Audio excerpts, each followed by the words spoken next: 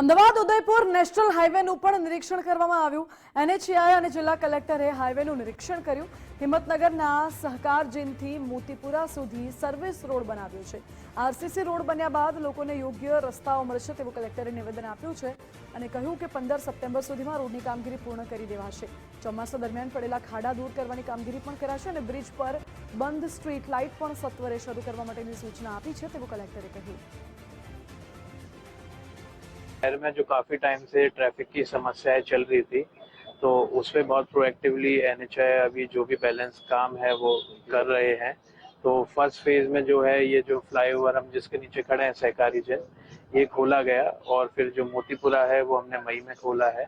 आज जो ये इंस्पेक्शन के लिए कलेक्टर सर भी आए हैं, तो यहाँ सर्विस रोड का काम चल रहा है। जो आप देख पा रहे हैं सीमेंटेड रोड जो एनएचआई बना रही है। तो काफ़ी टाइम से यहाँ क्योंकि जो साइड वाले जो एरिया हैं वो भी काफ़ी हाइट पे हैं, तो इस रोड पे पानी भरा करता था, जिसकी वजह से वो काफ़ी रोड हमारा टूट जाता था और ट्रैफिक में बहुत इश्यूज आते थे, लोकल्स को बहुत इश्यू आते थे।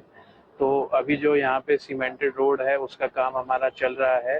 जो सहकारी जिन वाला ये सर्विस रोड है, वी आर प्लानिंग की ये जो अगस्त में है हमारा पूरा हो जाए। कलेक्टर सर ने बोला है और इसे स्पीड अप करके ट्राई करो कि ये 15 अगस्त से पहले मेरा ये जो सर्विस रोड है इसका काम पूरा हो जाए। આવતા તમામ મેજર બ્રિજેસ, માઇનર બ્રિજેસ, પંચાયતના રસ્તા, નેશનલ હાઈવેના રસ્તા, નેશનલ હાઈવેના બ્રિજેસ, એના અમારા એન્જિનિયર્સ દ્વારા મુલાકાત લેવામાં આવી રહી છે। અમારા કલેક્ટરથી માંડીને મામલતદાર, પ્રાંત અધિકારી સુધી પણ એ ઇન્સ્પેક્શન્સમાં સાથે રહે છે। જ્યાં જ્યાં મરામતની જરૂરિયાત જણાઈ આવી છે ત્યાં તાત્કાલિક મરામતના સૂચનાઓ આપવા, જ્યાં જ્યાં આવાગમનને આંશિક રૂપથી ભારી વાહનો માટે પ્રતિબંધિત કરવાની જરૂરિયાત જણાઈ આવી છે એ પણ કરવામાં આવ્યા છે। આજે નેશનલ હાઈવે દ્વારા એ રિજિડ પેવમેન્ટ કરીને એક નવી ડિઝાઇન સાથે અહીંયા સર્વિસ લેન બનાવવામાં આવી છે।